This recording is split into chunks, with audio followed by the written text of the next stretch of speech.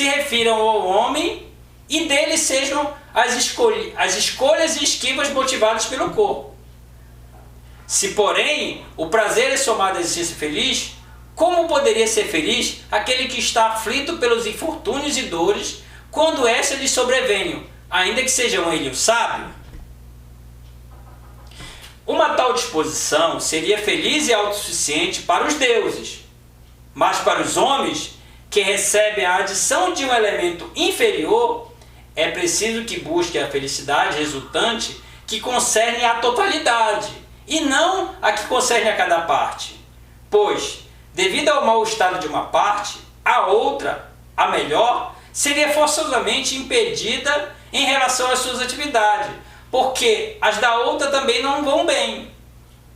Senão, afastados do corpo, ou mesmo da sensação do corpo, devemos assim buscar a autossuficiência para obter a felicidade. Sexto, contudo, se a razão conceder que a felicidade consiste em não ter dor, nem doença, nem infortúnios, e não cair em grandes desgraças, nenhuma pessoa poderia ser feliz se lhe estivessem presentes adversidades. Mas, se a felicidade reside na obtenção do verdadeiro bem, por que, prescindindo deste e de olhar para ele como critério de vida feliz, havemos de procurar outros bens que não se somam à felicidade?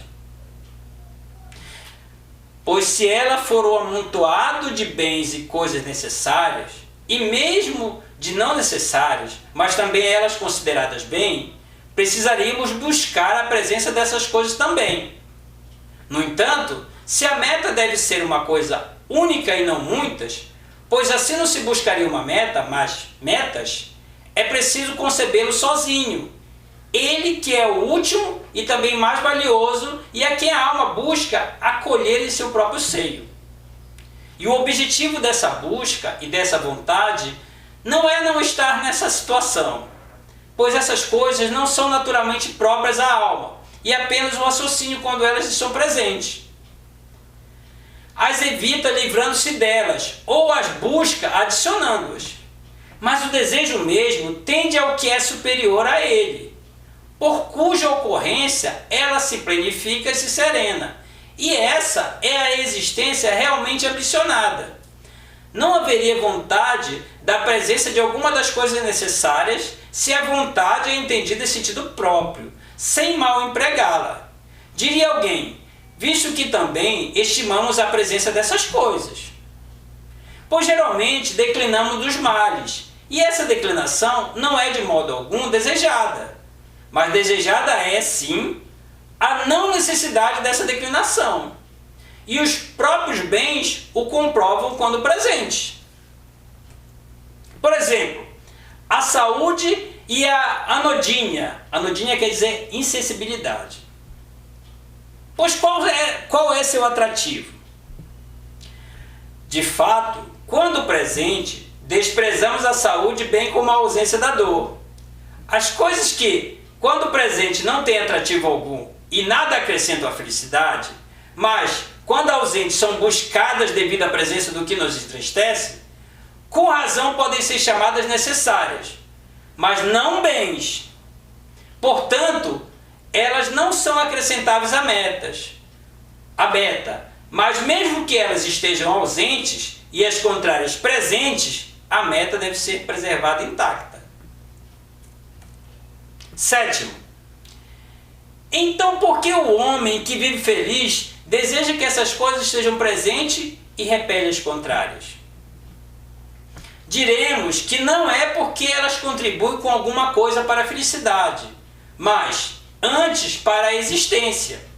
E as contrárias a ela ou contribuem para a não existência, ou quando presente, ou atrapalham em sua meta, não por provirem dela, mas porque quem tem o melhor quer ter apenas ele, e não algo outro com ele, o qual, quando presente, não o priva do melhor, mas existe de igual modo, apesar de existir o melhor. Absolutamente nada. Se o homem feliz não deseja algo, mas isso estiver presente, nada é retirado de sua felicidade. Senão, a cada dia ele decairia e decairia da felicidade. Baraká fala que nesse trecho há um jogo de palavras que é difícil de reproduzir em português, pois ele diz que assim, cair além, mudar, transformar, degenerar, é um termo em grego chamado ekiptein, que quer dizer cair de perder. Por exemplo, se perde um escravo ou alguma de suas posses, e haveria uma miríade de coisas que, se não corre de um acordo com a sua concepção, em nada perturbariam a meta nele presente. Mas podem perguntar sobre as grandes desgraças, não sobre as casuais. Que coisa humana seria grandiosa a ponto de não ser menosprezada por aquele que ascendeu, que está acima de tudo isso e não mais depende de nada inferior? Porque ele não considera importante as dádivas da boa sorte, grandes o quanto forem, como reinos e impérios sobre cidades e povos, ou a colonização e a fundação de cidade, mesmo que as originadas por ele mesmo. Mas considerará algo importante a queda de impérios e a ruína de sociedade?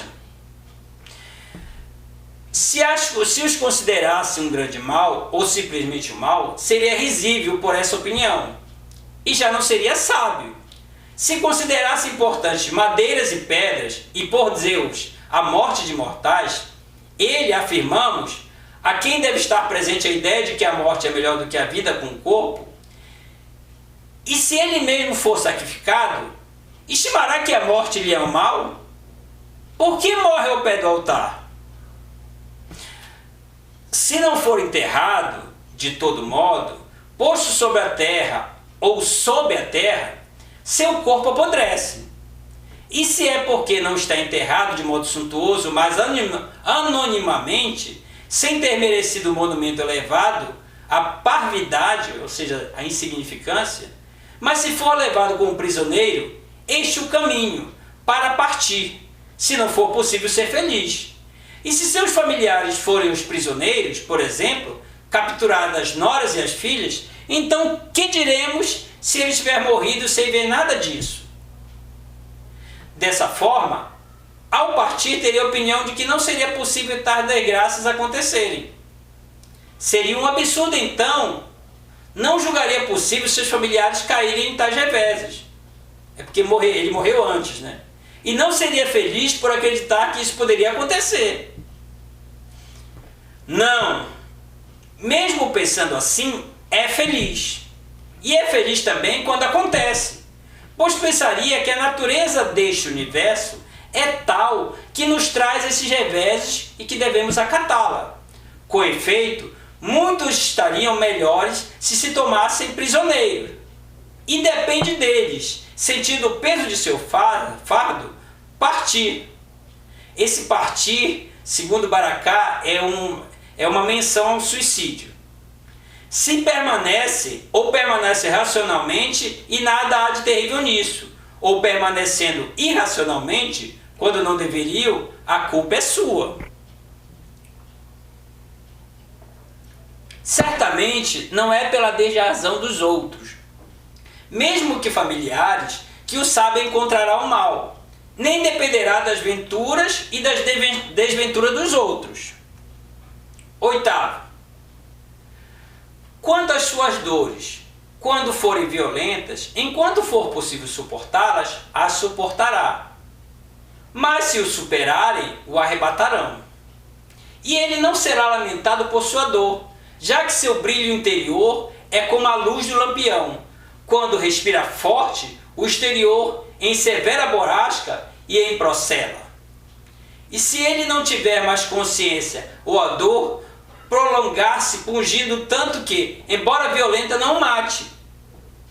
Se ela se prolonga, ele pensará no que deve fazer, pois ela não suprime o livre-arbítrio nessas situações. Mas é preciso saber que tais coisas não se mostram aos outros como se mostram ao sábio, e que nenhuma delas alcança seu âmago, nem as demais, nem as angustiantes. e quando as dores concernem a outros. Seria uma fraqueza de nossa alma. E aqui Baraka diz que seria uma fraqueza da nossa alma compadecer dos sofrimentos alheios. Eis a prova. Quando julgamos vantajoso não percebê-las e, em vez mortos, se elas advêm, não considerando mais o interesse dos outros, mas o nosso próprio, a fim de não sofrermos. Mas isso já é uma fraqueza nossa, que precisamos extinguir, para evitar que, permitindo-a, temamos surgir. Todavia, se alguém disser que somos assim por natureza, que nós condoemos nas desgraças de nossos familiares, saiba ele que não somos todos assim, e que é próprio da virtude conduzir o que é de natureza ordinária a um estado melhor e mais belo do que o da maioria. E é mais belo não ceder ao que é reputado terrível pela natureza ordinária. Não devemos ser medíocres, mas, esquivando-nos como um grande lutador, enfrentar os golpes do acaso, sabendo que, para certa natureza, eles não são agradáveis, mas são suportáveis para a sua própria natureza, não como terríveis, mas como temores infantis. Então ele os desejou? Não! Frente a males não desejáveis, quando estes lhe estão presentes, contrapõe-lhe a virtude, que deixará sua alma imóvel e impassível. 9. E quando ele não se apercebe, afundado em doenças ou artes mágicas, se o preserva um sábio, mesmo quando nessa situação, adormecido como num tipo de sono, que o impede de ser feliz? Pois, durante o sono, não lhe privam da felicidade, nem calculam esse tempo para dizer para ele não é feliz por toda a vida. Mas se disserem que ele não é sábio, já não discutem a respeito do sábio. Nós, porém, supondo-o sábio, investigamos se ele é feliz enquanto for sábio. Que ele seja sábio, dizem, sem aperceber-se nem agir conforme a virtude, como seria ele feliz? Ora, se ele não percebe que é saudável, não é menos saudável. E se não percebe que é belo, não é menos belo. Mas se não percebe que é sábio, seria ele menos sábio?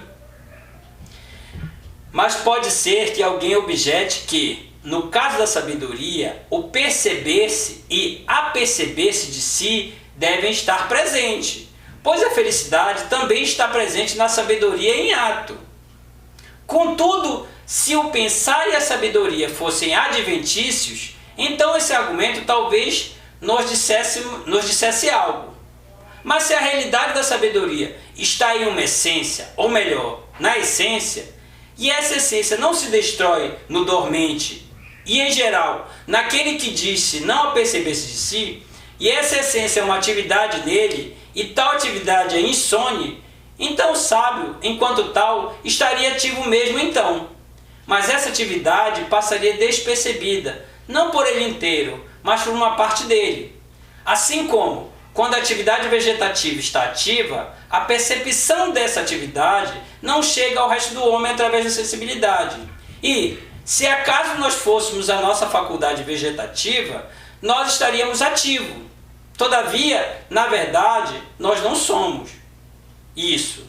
Nós não somos isso. Mas a atividade daquilo que intelige, estando ela ativa, ativo estaríamos nós.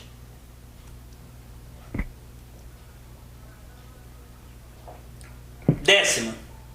Talvez ela, a atividade da nossa capacidade intelectiva, nos passe despercebida, por não concernir a nenhum dos sensíveis, pois ela nos parece, através da sensação como intermediária, trabalhar entre os sensíveis e acerca deles, ou seja, através da mediação da sensibilidade, a intelecção opera no nível das coisas sensíveis e pode tê-las como objeto de sua atividade.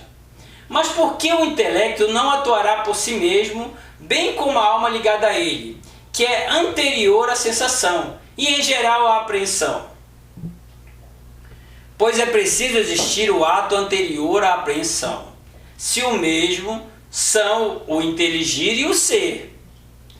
A apreensão parece existir e acontecer quando o pensamento se dobra sobre si, isto é, quando aquilo que age em conformidade com a vida da alma é rebatido de volta, como se repousasse no espelho polido e reluzente.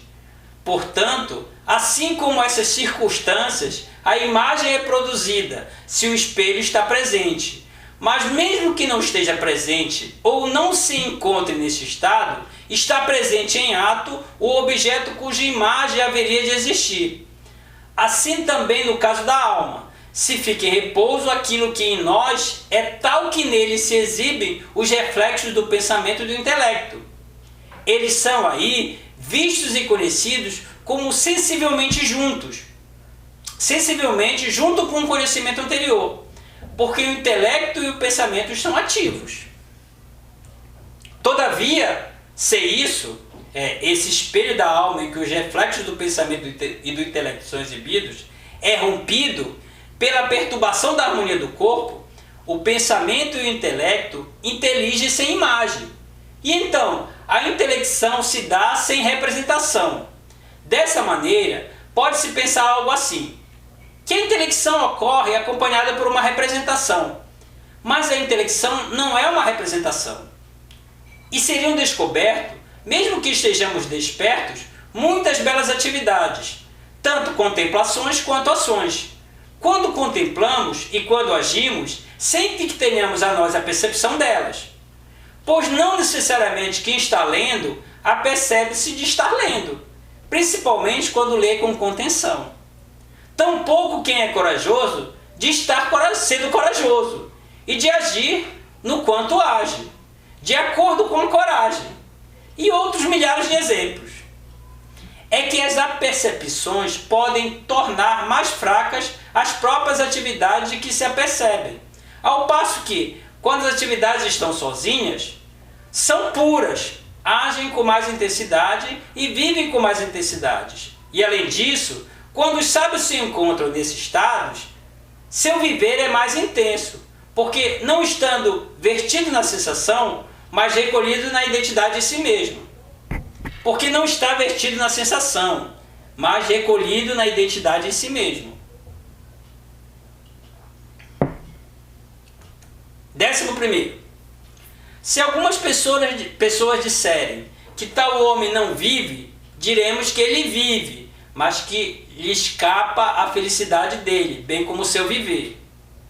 E se não convencerem, pediremos que eles suponham um homem vivo e sábio, e assim investigue se ele é feliz, sem diminuir sua vida, e então investigar se uma boa vida lhe está presente, sem suprimir o homem, e então investigar acerca da felicidade do homem, sem admitir que o sábio está voltado para o interior, e então